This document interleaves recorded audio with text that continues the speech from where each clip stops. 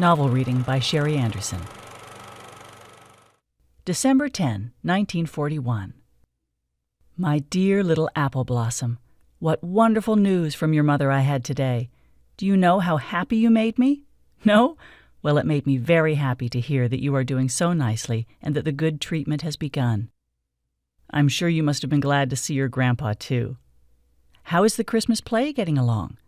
By the way, Sunday is Donald's birthday, and your mother is getting a card for him, which you're going to send the next time she sees you. Isn't that thoughtful of your mother? My goodness, how she must love you, and your daddy, too. A beautiful picture hangs on my wall, which never has spoken a word at all. And yet it stands eternally still. It has a great message for all to fulfill. There is a figure with folded hands who hears all your problems and understands. There is a vase in lovely pale gold where rose-white magnolias gently unfold. And off in the distance, all through the day, the horizon is misty in pink, blue, and gray. What in its silence does this picture tell, mysterious background yet clear as a bell? I know what it says, all the days without end, there is nothing as dear as the heart of a friend. Love, Aunt Sadie. December 11, 1941. My dear little lotus blossom, I have a pretty mirror that is round and bright and shiny. The only fault that I can find is that the glass is much too tiny. And when I look into its face to see how my new hat goes, I'm very lucky if I can find the tip of my fat little nose. When I am grown up, I declare, though some may think me vain, I shall have a looking-glass as big as a window pane, so that I may view myself complete, even in full-length clothes, and scorn the tiny round mirrors that reflect but the tip of my nose. Do you know what is the most beautiful thing in the world? I was going to give you the answer, but on second thought, why should we not make a game of it? Let's pretend it's a riddle. Think about it, guess the answer if you can, and tomorrow I shall tell you what it is. Hint, it makes bad people good, sick people well, and it has 4 letters. Love, Aunt Sadie. December 12, 1941. My dear little lovebird, are you feeling fit as a fiddle? Do you know the answer to that riddle? I'm listening. Please tell it to me. Yes, that's it. L-O-V-E. And that, my dear Snooky, is the greatest thing in the world. Don't you think so, too? The wind is whistling through the trees as loudly and freely as ever you please. He is glad of his work as he makes the leaves fall and spins them around like I spin my ball. All through the night I can hear the wind blow. He's promising me that he'll bring on the snow. I know that it's fun to ride on my sled, but at night, when it's cold, may I stay abed? I sent Donald the Arabian Nights for his birthday, which is on Sunday. Your mother will bring you a card to send to him, if she doesn't forget. Here's another one about the wind. The frisky wind is biting my toes. He's slapping my cheeks and pinching my nose. But he tickles my head when he slides through my hair. I like the sharp wind, and I call him fresh air. So you see, it all depends on how you look at things. Sometimes you don't like something, like the wind, for instance, and another time you do like the same thing. How do you feel? I never drank tomato juice, and so I couldn't stand it. But now I'm so used to this that I daily demand it. My, oh my, is that so? Love as ever, Aunt Sadie. December 13, 1941. My dear little buttercup, today I had so much fun I went shopping in the rain. Guess what I went shopping for? Did I get it?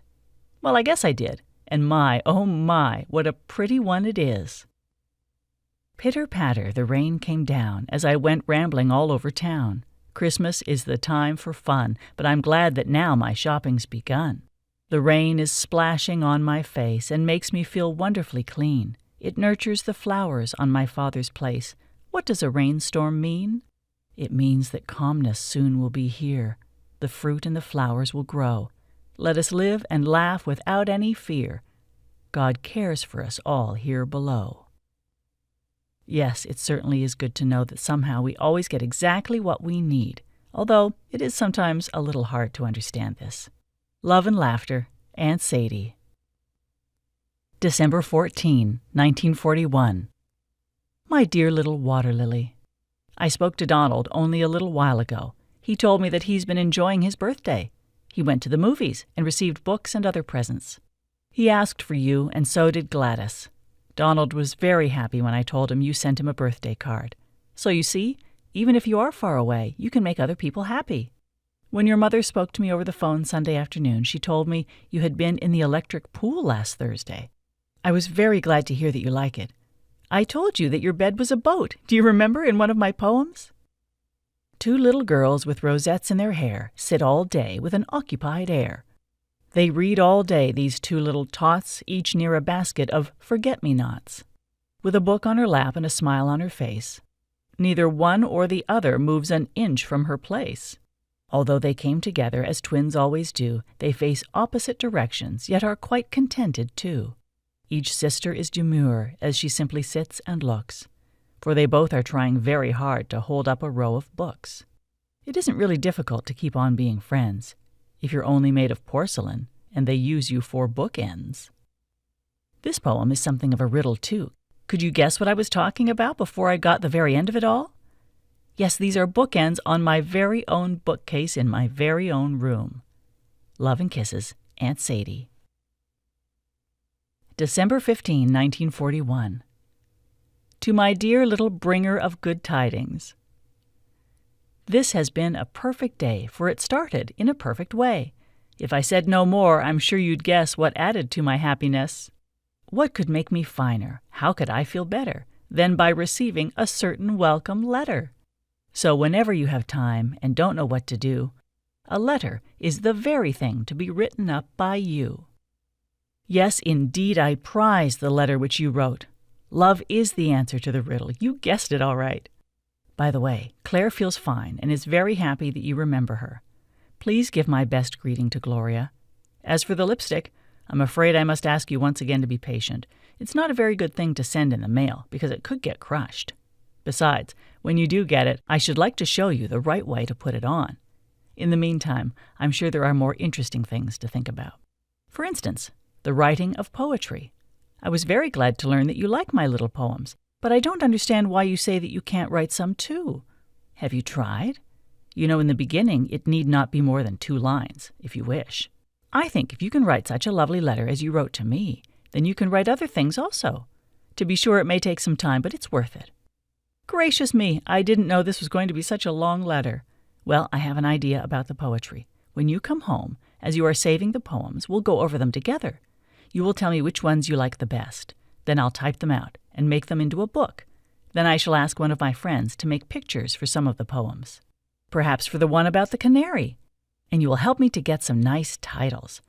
Perhaps then we can go to a publisher and then get it printed into a real book. Wouldn't that be wonderful?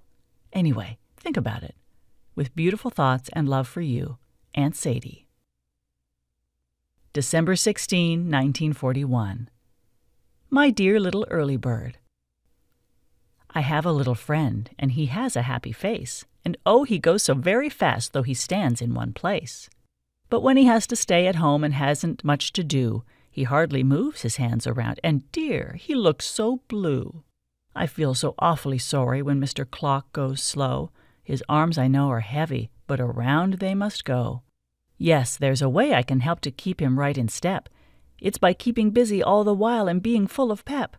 Tick-tock, Mr. Clock, your troubles now are done. I shall think of many ways to keep you on the run. This poem, I'm afraid, is not so very good, but I shall work on it some more, and perhaps rewrite it. There is really very much that may be said about a clock.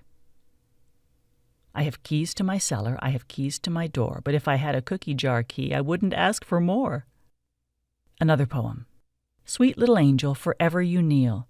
Do you know the things I feel? Do you know my thoughts are true as you pray for me and I think of you? Thank you, sweet angel. You're a good omen.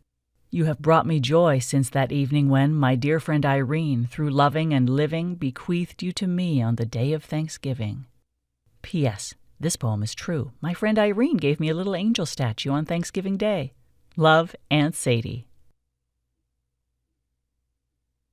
December 17, 1941.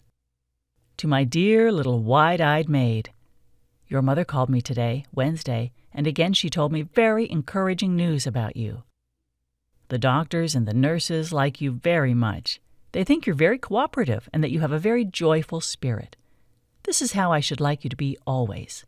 Yesterday, I didn't like one of the poems at all, so I decided to try again on the same subject, and here it is. I have a little friend who has a jolly face, and when he's feeling very good, he runs at a lively pace. But when he's feeling grumpy and hasn't much to do, he moves as slow as molasses, and his face gets long and blue. When he's very busy, he swings his arms around, and if you listen very hard, you can hear his rickety sound. But when he is neglected, his hands grow heavy till he gets all exhausted, and then he stands still. Sometimes in the morning, before the birdies sing, my friend decides with himself that he had better ring. Then he begins a tantrum, and I get quite a shock to find I've been alarmed again by my dear friend Mr. Clock. When you have time and feel like it, perhaps you can think up some good titles for some of the poems I'm sending you. By the way, I forgot to tell you that when the book of poems will be published, I shall write in the beginning of it something like, "Dedicated affectionately to my dear niece Rhoda. Love, Aunt Sadie."